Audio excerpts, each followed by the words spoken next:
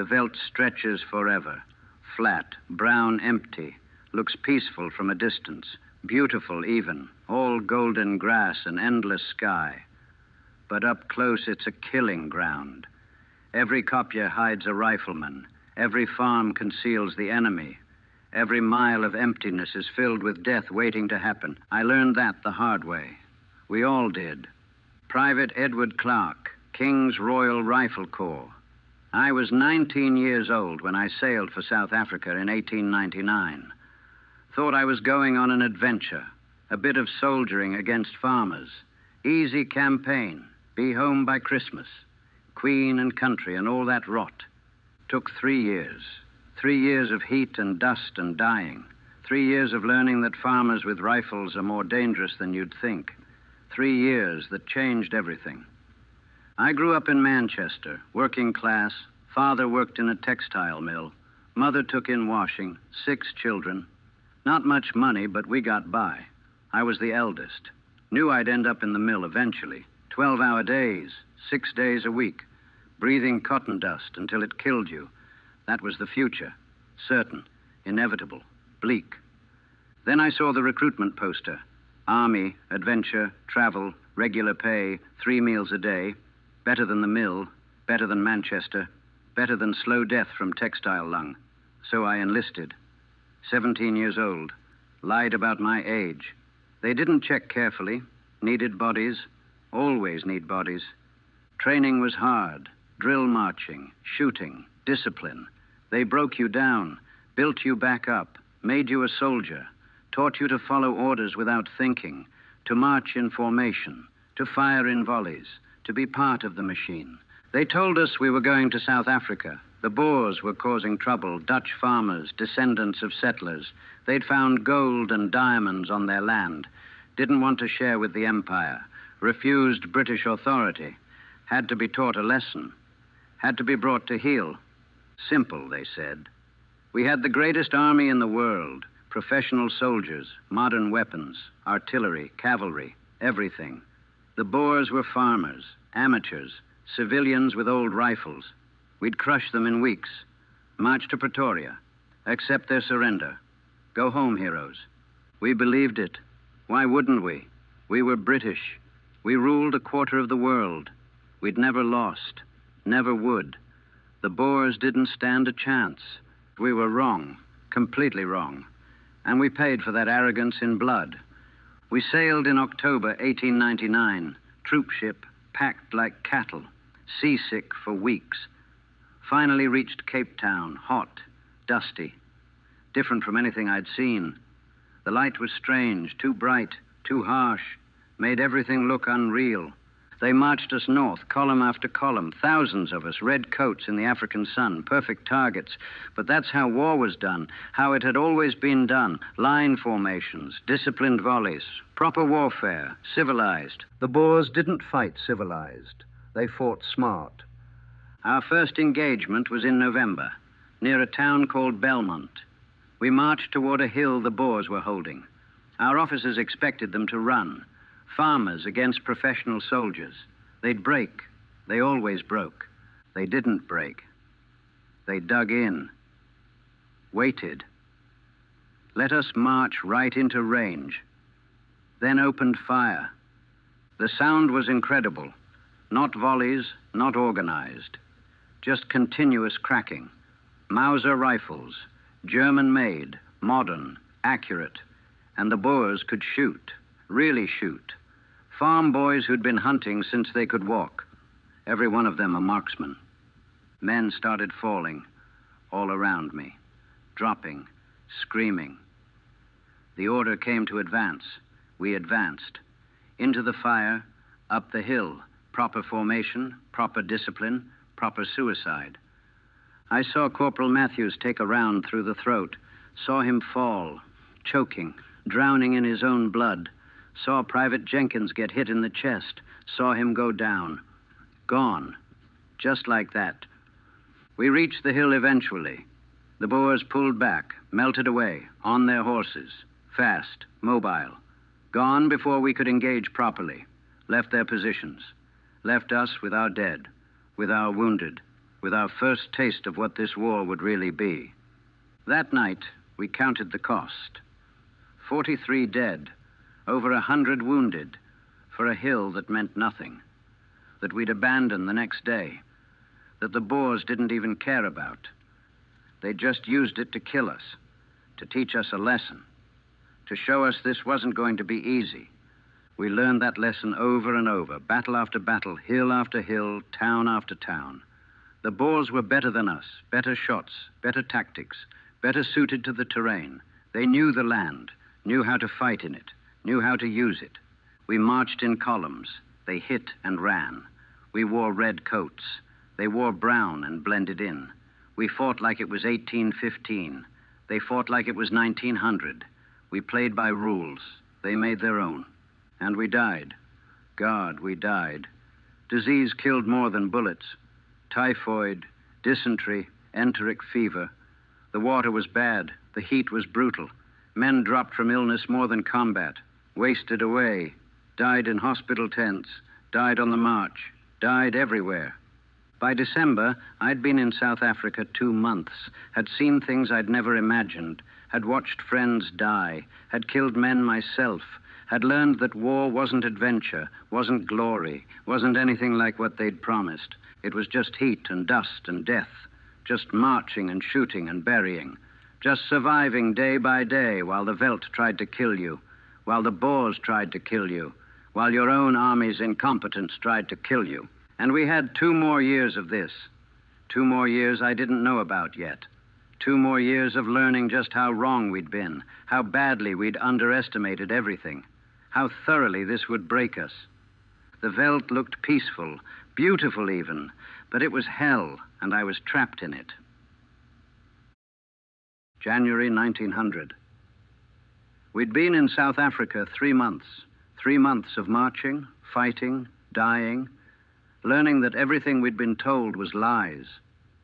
The Boers had defeated us at Colenso, Magersfontein, Stormberg, Black Week, they called it. 3 major defeats in 1 week, thousands of casualties. The supposedly invincible British Army humiliated by farmers. The shock was enormous. Back home, in the ranks, everywhere. They sent reinforcements, more troops, more artillery. Lord Roberts took command. Field marshal, experienced, competent. He'd fix things. He'd turn it around. He'd win the war. But the war had already changed. Wasn't about big battles anymore. The Boers had learned they couldn't face us head on, so they didn't. They adapted, turned to guerrilla warfare, hit and run, ambush, raid, disappear, fight on their terms, not ours. We marched through the Veldt, column after column, looking for an enemy that wasn't there. Then suddenly they were, firing from a kopje, from a farm, from rocks we'd marched past 100 times, killing a few men, then vanishing, gone on their horses before we could respond. It was maddening, exhausting, demoralizing. You couldn't fight an enemy you couldn't see, couldn't defeat an enemy that wouldn't stand and fight, couldn't win a war that had no front lines, no battles, just endless harassment. The heat was unbearable, 110 degrees some days. We marched in full kit, wool uniforms, heavy packs, under the African sun. Men collapsed, heat stroke, dehydration. We'd leave them, had to. Couldn't slow down, couldn't stop, just left them for the medical wagons. If they came, if they found them, if they survived. The water was the worst part. Never enough, never clean. Brown muddy, sometimes just puddles in dongas, dried riverbeds. We'd drink it anyway, no choice, then get sick, dysentery, typhoid, enteric fever. More men died from disease than bullets, much more. I got enteric fever in February, thought I was going to die, wanted to die. Fever so high I was delirious, couldn't keep anything down. Lost 20 pounds in 2 weeks. They sent me to a field hospital. Rows of tents, hundreds of sick men, lying on cots, dying. The doctors did their best. Not enough medicine, not enough supplies, not enough doctors. They triaged, decided who might survive, who wouldn't, treated the salvageable, let the others die. Cold calculation, necessary, brutal. I survived, barely. Sent back to my unit in March, still weak, still sick, but functional enough. They needed bodies, always needed bodies. The war consumed men, ate them up, spat out corpses, and sent the survivors back for more. We marched to Bloemfontein, capital of the Orange Free State, one of the Boer republics. We took it. Victory, they said. The war would be over soon. The Boers would surrender now. We'd won. We hadn't won. Taking cities meant nothing. The Boers didn't care about cities, didn't defend them, just melted away, continued fighting from the veldt, the farms, the emptiness. The war went on. April brought new orders, new tactics. If the Boers wouldn't fight conventionally, we wouldn't fight conventionally. We'd destroy their farms, burn their crops, take their livestock, remove their ability to resupply. Scorched earth, total war. We hated it. We were soldiers, supposed to fight soldiers, not burn farms, not destroy crops, not make war on civilians, but orders were orders. So we did it. Burned farmhouses, destroyed fields, drove off cattle, watched the smoke rise, watched families flee. Felt sick doing it, but did it anyway. The Boer women and children became a problem. Where did they go when we burned their farms? They couldn't stay on the veldt, couldn't survive without shelter, without food. So we gathered them, put them in camps. Concentration camps, they called them. Temporary, for their protection, until the war ended. The camps were horrible, overcrowded, unsanitary, not enough food, not enough medicine. Disease spread quickly, measles, typhoid, dysentery. The children died first, then the women, then the old.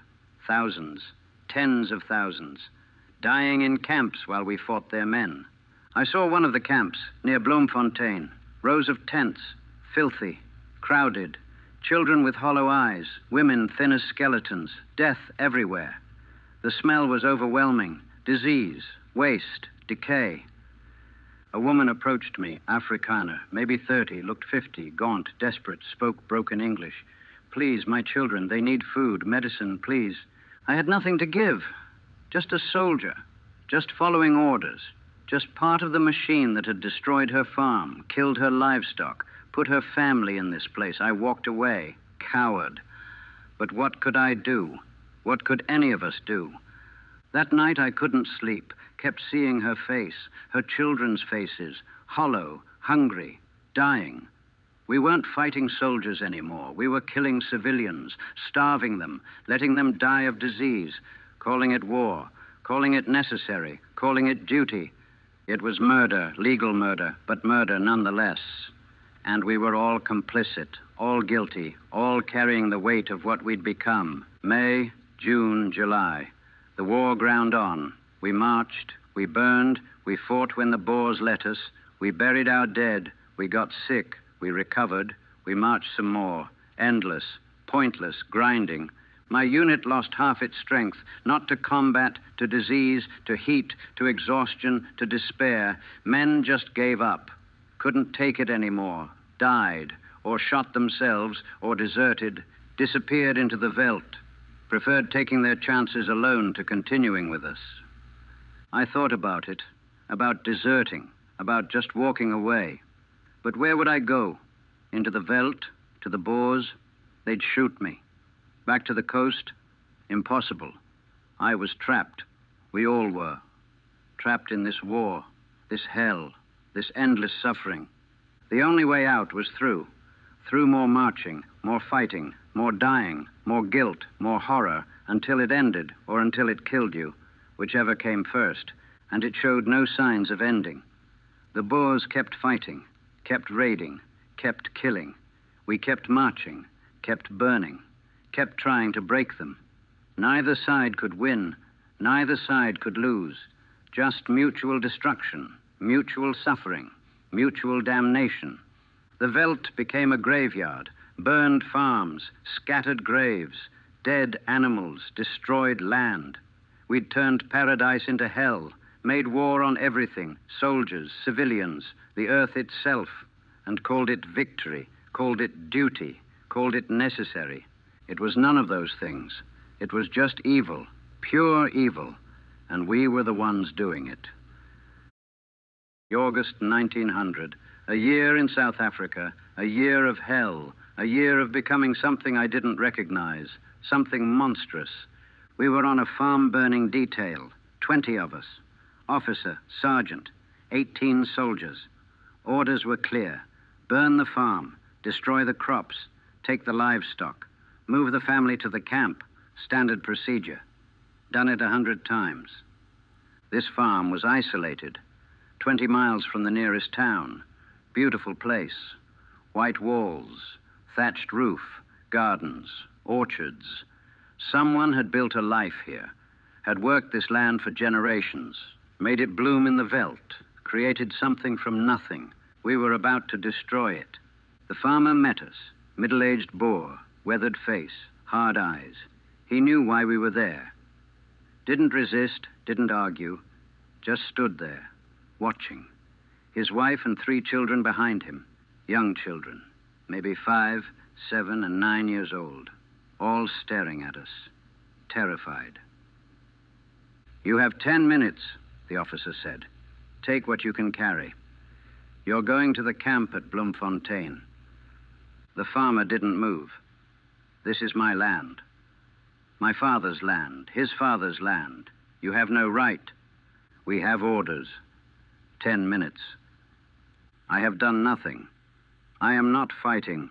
I am farming, feeding my family. Your countrymen are fighting. You support them. You're complicit. 10 minutes.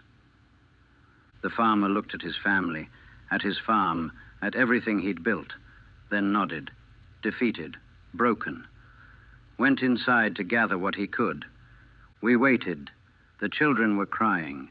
The wife was trying to comfort them, trying to be strong, but I could see her hands shaking, see the tears on her face, see the devastation. The sergeant organized us.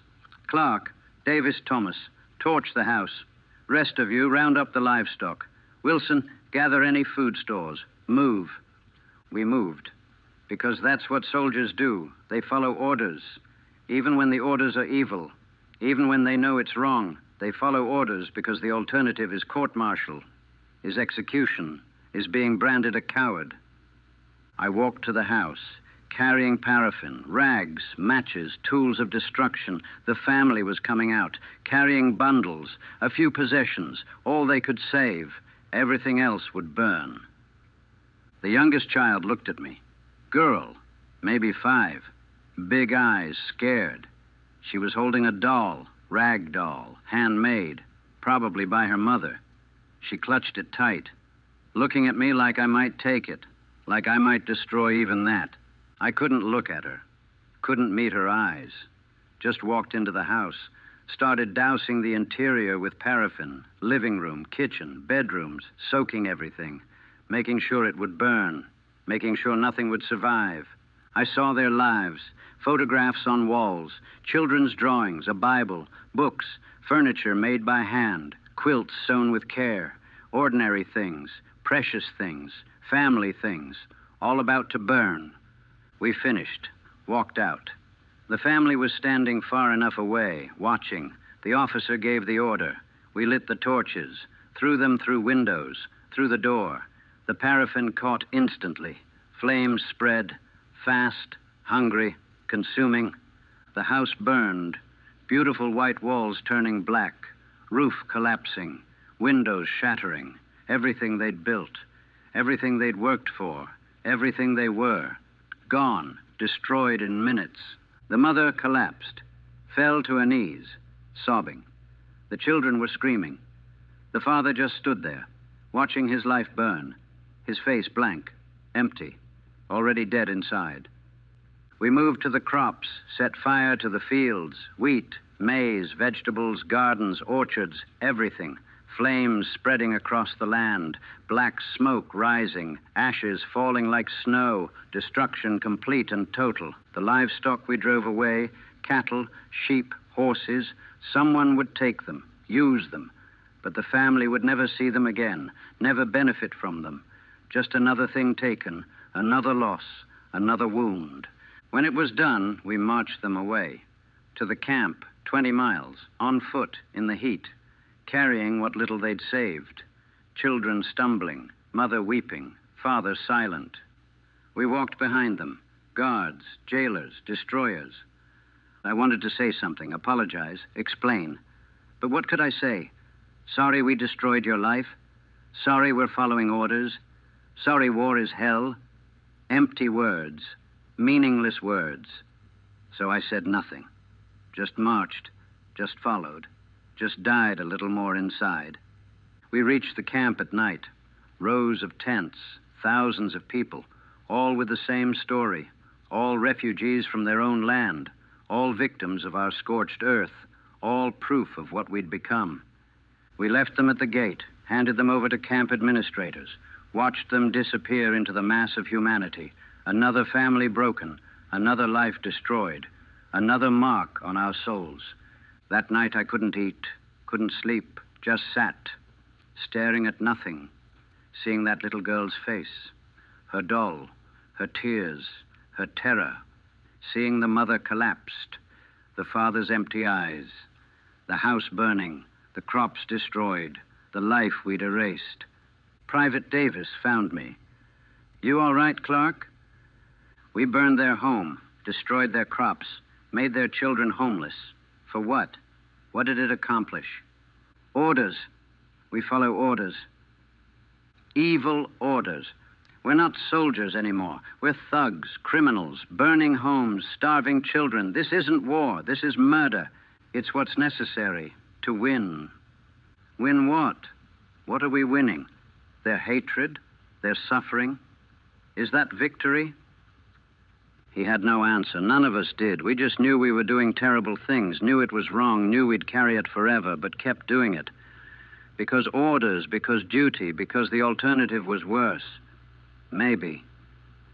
September brought more of the same. More farms, more burning, more families displaced, more children crying, more destruction.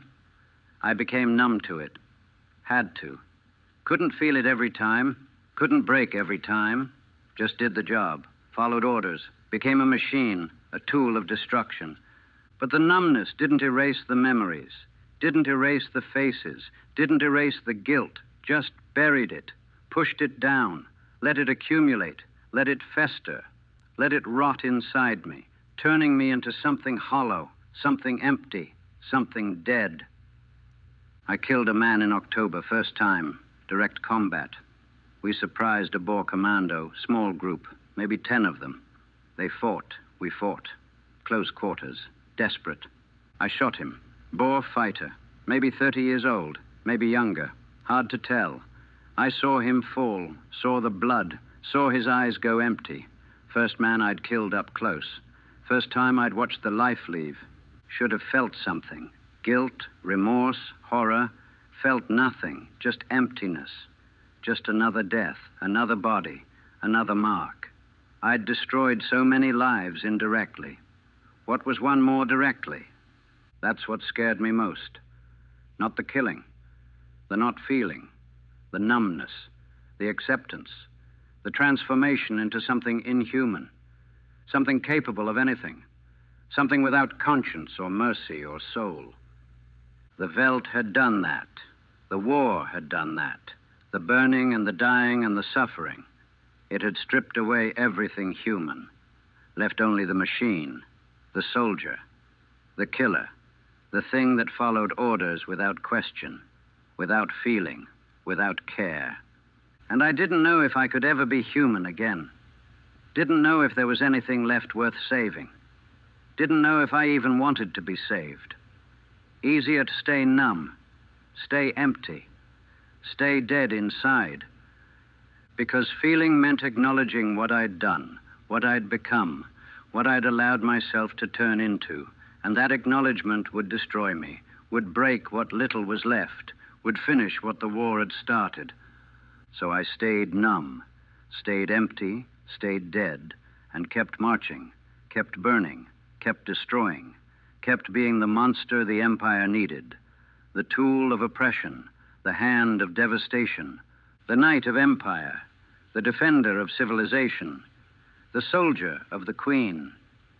All lies, just a murderer in a red coat, nothing more, nothing less, and nothing would ever change that. November 1900 through March 1901. 5 months that felt like 5 years. 5 months of the same grinding horror, marching, burning, fighting, dying. The war that wouldn't end. The nightmare that consumed everything. The Boers had fully committed to guerrilla warfare. Commandos, small groups, fast, mobile, striking supply convoys, raiding camps, cutting telegraph lines, destroying rail, then vanishing, ghosts in the Veldt, impossible to catch, impossible to defeat. We built blockhouses, small fortified posts every few miles, connected by barbed wire, dividing the country into sections, controlling movement, restricting the Boers. It worked. Slowly, but it worked. We were winning. Sort of.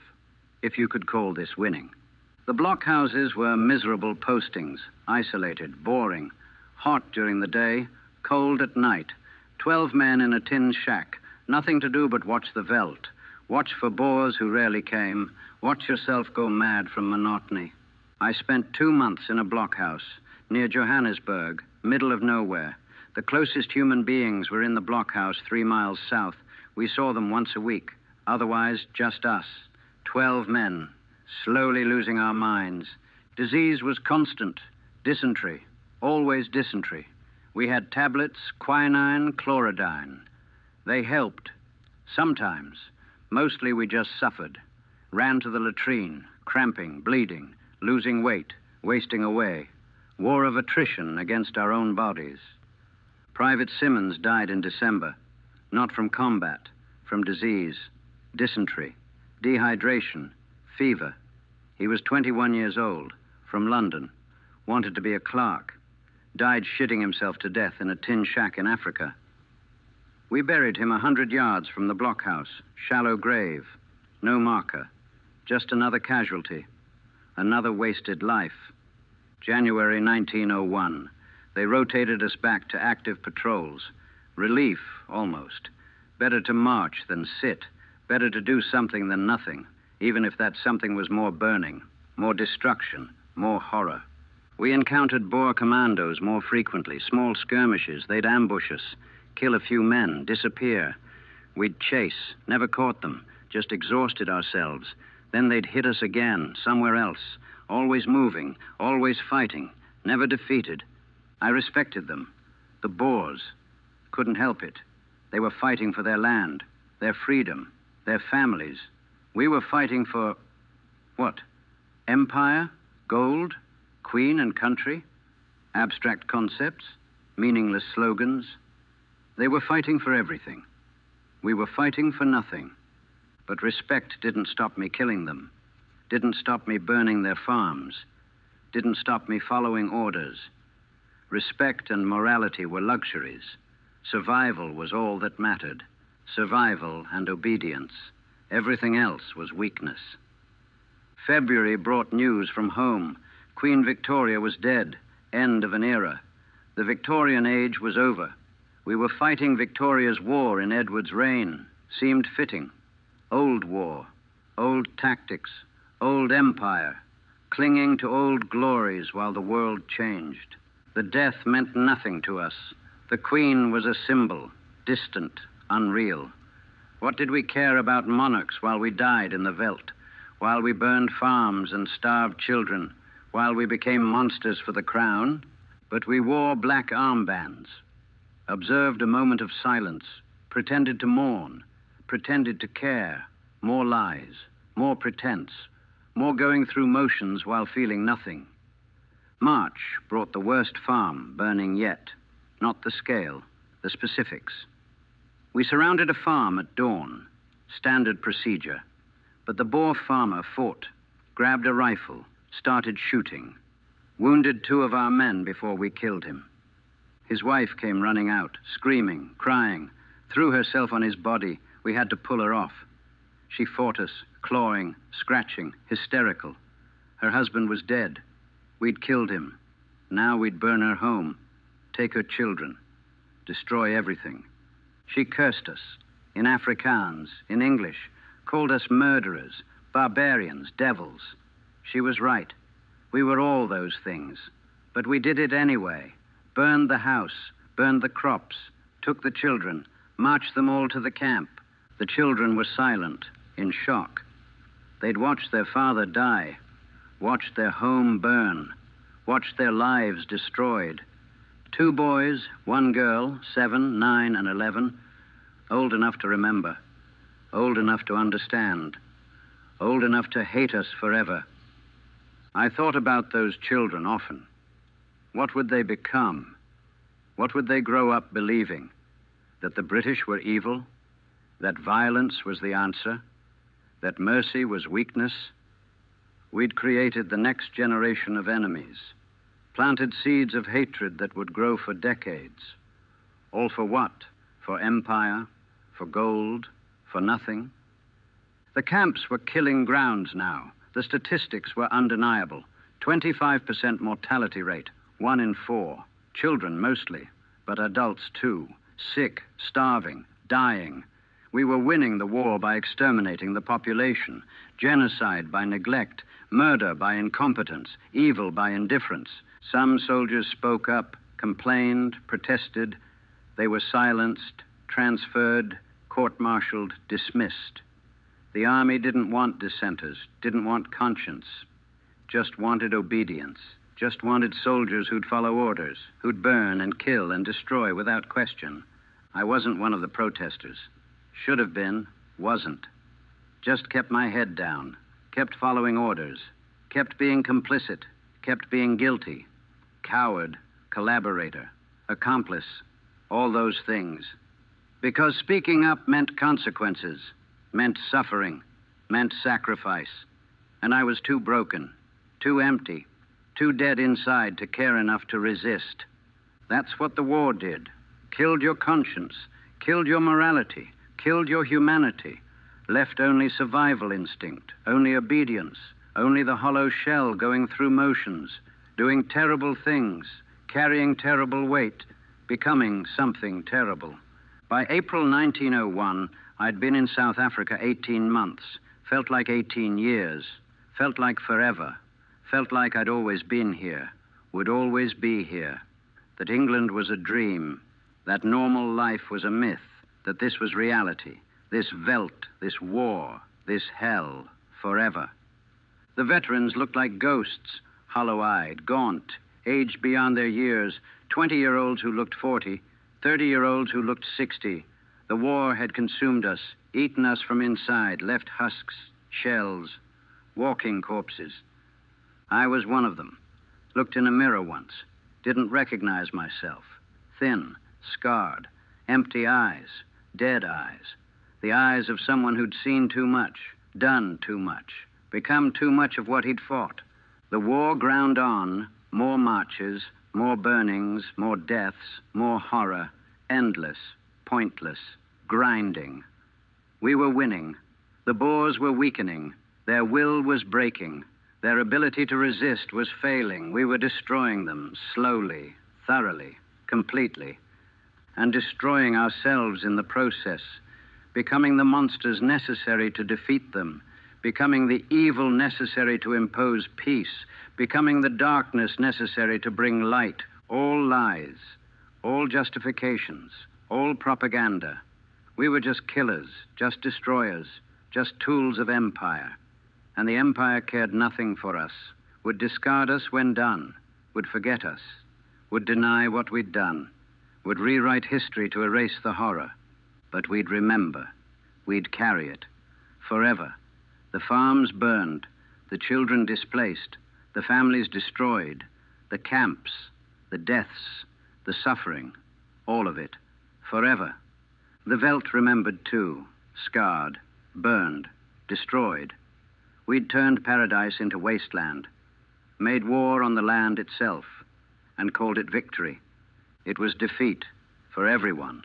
We'd all lost, Boers and British, the land itself, humanity itself. There were no winners, just survivors. And survivors weren't the lucky ones. They were just the ones who had to keep living, keep remembering, keep carrying the weight of what we'd done, keep being dead inside while staying alive outside. May 31st, 1902. The day I broke.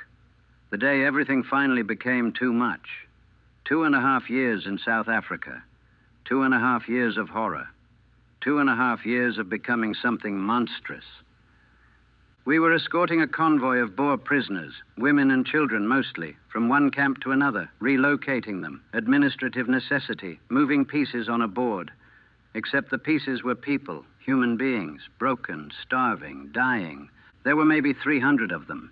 Women, children, some elderly, no men.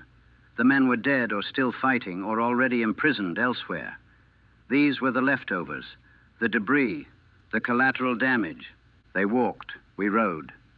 They carried what little they had. We carried rifles. They were exhausted. We were well fed. They were prisoners. We were guards. The contrast was obscene, the injustice absolute, the cruelty casual. A child collapsed, girl, maybe 8 years old, just fell. Heat exhaustion, dehydration, starvation, pick your cause. She went down hard, didn't get up. Her mother tried to help, tried to lift her, couldn't, too weak herself. The convoy kept moving. Orders were to maintain pace, keep moving, stay on schedule, no delays. The child would slow us down. The mother was crying, begging, pleading. Please help my daughter. Please stop. Please show mercy. The sergeant ignored her. Keep moving, no stops. But the child, I started. No stops. Orders. The mother wouldn't leave her daughter, stayed with her, kneeling in the dust, holding her, both of them being left behind, both of them abandoned, both of them sentenced to death by our indifference. I couldn't do it, couldn't ride past them, couldn't leave them, couldn't be that thing, that monster, not anymore, not today, not for this. I stopped my horse, dismounted, walked to them. The sergeant was yelling, ordering me back. I ignored him. First time I'd ever disobeyed a direct order. First time I'd chosen humanity over obedience. I picked up the child. She was light, too light. Nothing but bones and skin. I carried her to my horse, helped the mother up, put them both on the horse, walked alongside, leading the horse, supporting them. Clark, get back in formation. The sergeant was livid. That's insubordination. Then court-martial me, but I'm not leaving them. You'll be... I don't care. I don't care anymore. Court-martial me. Shoot me. Do whatever you want. But I'm not leaving a child to die in the dust. Not today. Not ever again. The sergeant stared at me. Saw something in my face. Something broken. Something beyond orders. Something that didn't care about consequences anymore. He backed down, nodded, rode on. I walked, miles and miles, leading the horse, carrying the weight, supporting them. The child was unconscious, fevered, dying probably, but I carried her, because what else could I do? What else was there? Other prisoners looked at me, confused, suspicious. Why was this British soldier helping? What was the trick, the trap? But there was no trick, no trap, just humanity, just mercy. Just refusing to be the monster one more time. We reached the camp at dusk. I carried the child to the medical tent, such as it was. Overworked doctors, not enough supplies, too many patients. They took her. Didn't know if she'd survive. Probably not. But at least she'd die with care, with dignity, not abandoned in the dust. The mother touched my arm. Said something in Afrikaans. I didn't understand the words, but I understood the meaning. Thank you. Thank you for being human. Thank you for showing mercy. Thank you for not being the monster. I nodded. Couldn't speak. Couldn't trust my voice. Just nodded and walked away. Found a place alone. Sat down. And broke. Everything came pouring out. 2.5 years.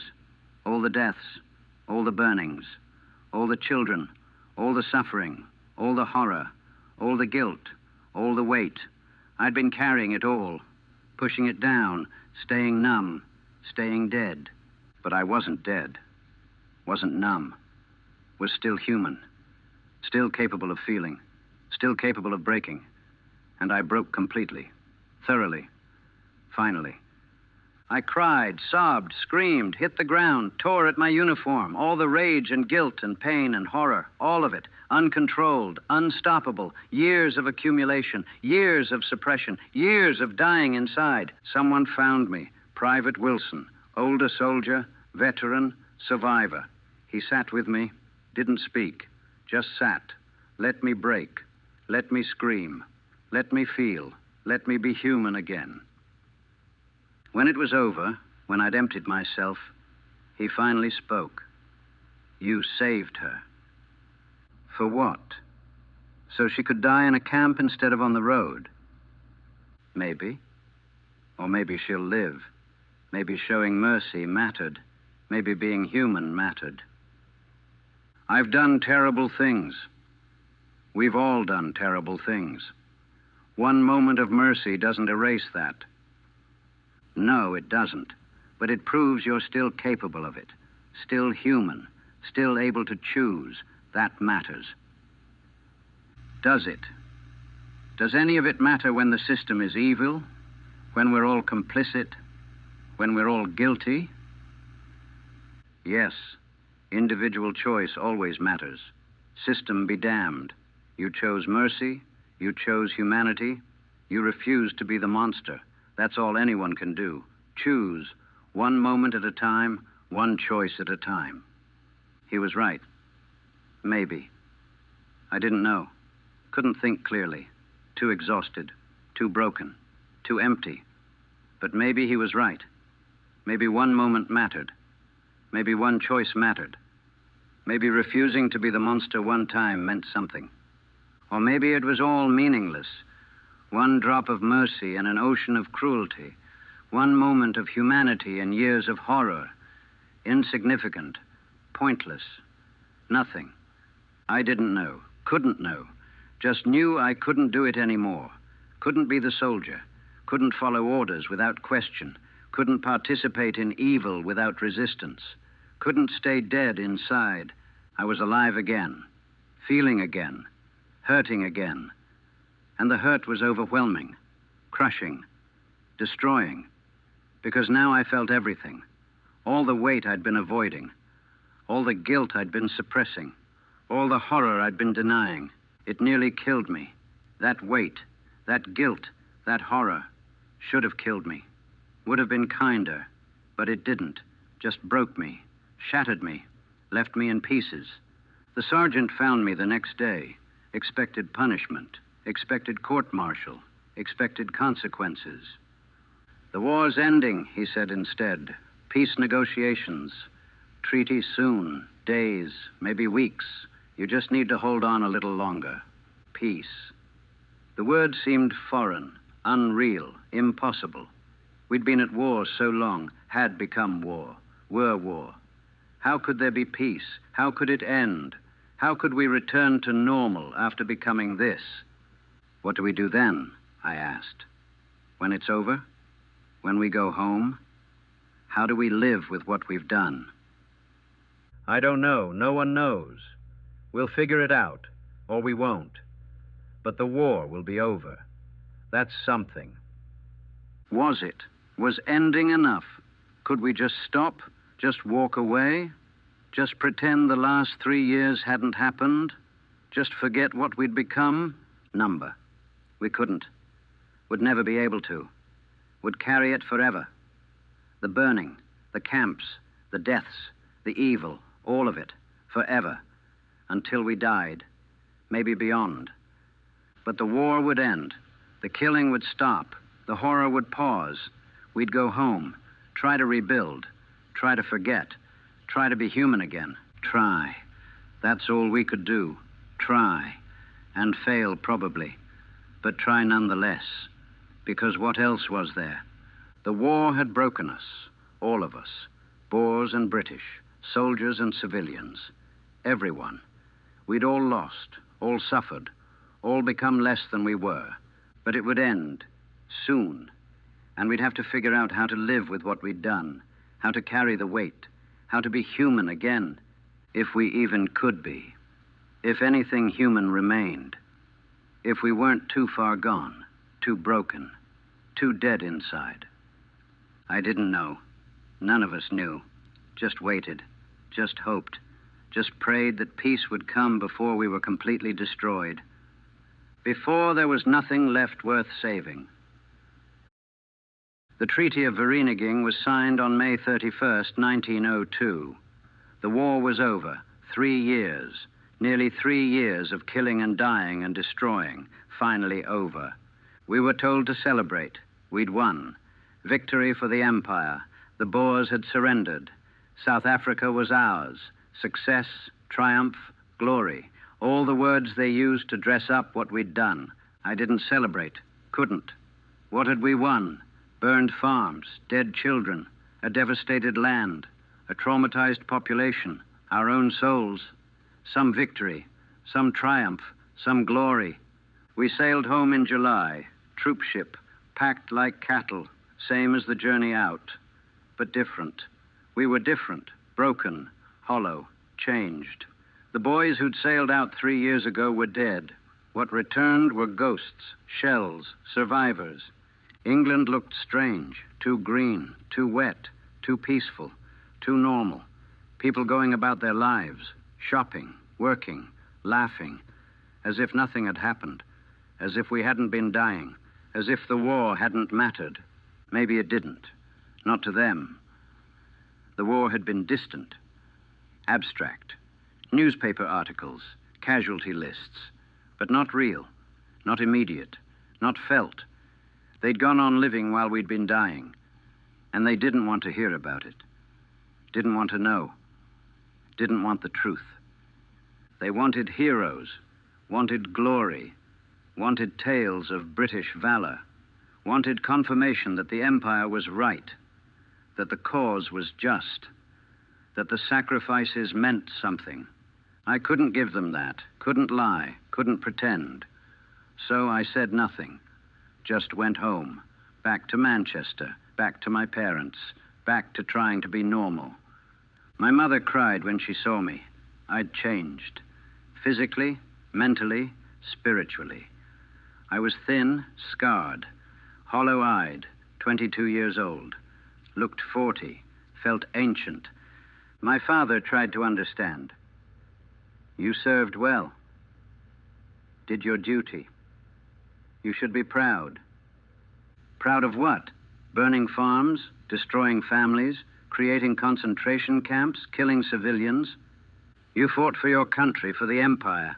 We fought for gold, for diamonds, for territory. We didn't fight for anything noble, just greed, just power, just empire. He had no response. Didn't know what to say. The war I'd fought wasn't the war the newspapers had described. Wasn't the war he'd imagined. Was something darker, something evil, something he couldn't comprehend. I tried to work. Got a job in a factory. Lasted a week. Couldn't handle it. Couldn't take orders. Couldn't function in normal society. The structure, the routine, the normalcy. All felt wrong, felt false, felt like pretending the war hadn't happened. I started drinking, not socially, medicinally, drinking to forget, to sleep, to quiet the memories, the faces, the burned farms, the starving children, the woman whose husband we'd killed, the camps, all of it.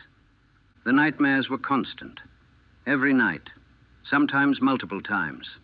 I'd be back in South Africa, back on the Veldt, back burning farms, back watching children cry, back being the monster.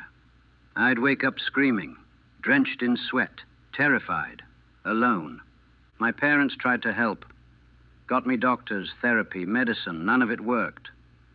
How do you treat guilt? How do you cure a conscience? How do you heal someone who's done unforgivable things? You can't. You just learn to live with it, or you don't. Some veterans managed, got jobs, got married, had families, moved on or seemed to. Maybe they were just better at hiding it, better at pretending, better at lying. I couldn't. The weight was too heavy, the guilt too crushing, the memories too vivid. I couldn't pretend, couldn't hide, couldn't function, just existed, just survived, just breathed. I met other veterans sometimes, in pubs, at veteran organizations. We'd sit together, drink together, not talk much, just understood we'd all been there, all seen it, all done it, all carried it. Some had it worse. Shell shock. We didn't call it that yet. Just called them broken, mad, damaged. Some had tried to end it. Couldn't carry the weight anymore. Couldn't live with what they'd done. Couldn't survive the peace after surviving the war. I understood. Thought about it myself. Often. What was the point? Why keep going? Why carry this weight? Why suffer? Ending it would be release. Would be peace. Would be escape. But I didn't. Couldn't. Felt I owed it to those who died, to the children in the camps, to the families we'd destroyed. To survive was penance. To live was punishment. To carry the weight was justice. So I carried it. Day after day, year after year. The farms burned, the children displaced, the evil done. All of it. Always there. Always present. Always crushing. I'm 81 years old now. It's been 58 years since the Boer War ended. More than half a century, a lifetime. And I still carry it, still see the faces, still remember the farms burning, still feel the guilt. I never married, never had children, never had a career, never had a life, just had survival, just had memories, just had weight. The war took everything, left only guilt and ghosts and the hollow shell going through motions. People don't talk about the Boer War much anymore. It's been eclipsed. The Great War, the Second World War, bigger conflicts, more deaths, more horror. The Boer War became a footnote, a minor colonial conflict, almost forgotten. But I remember, will always remember, the concentration camps where children died by the thousands, the scorched earth that destroyed a generation, the evil we perpetrated in the name of empire, the lies we told ourselves to justify it.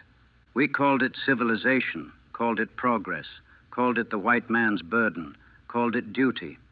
All lies, all propaganda, all justification for conquest and greed and destruction. We destroyed the Boers, broke their will, took their land, killed their children, and called it victory, called it necessary, called it just. More lies. The truth is we were monsters, all of us. System made us monsters. Orders made us monsters. Empire made us monsters. But we chose to follow, chose to obey, chose to participate. That makes us guilty, all of us, forever.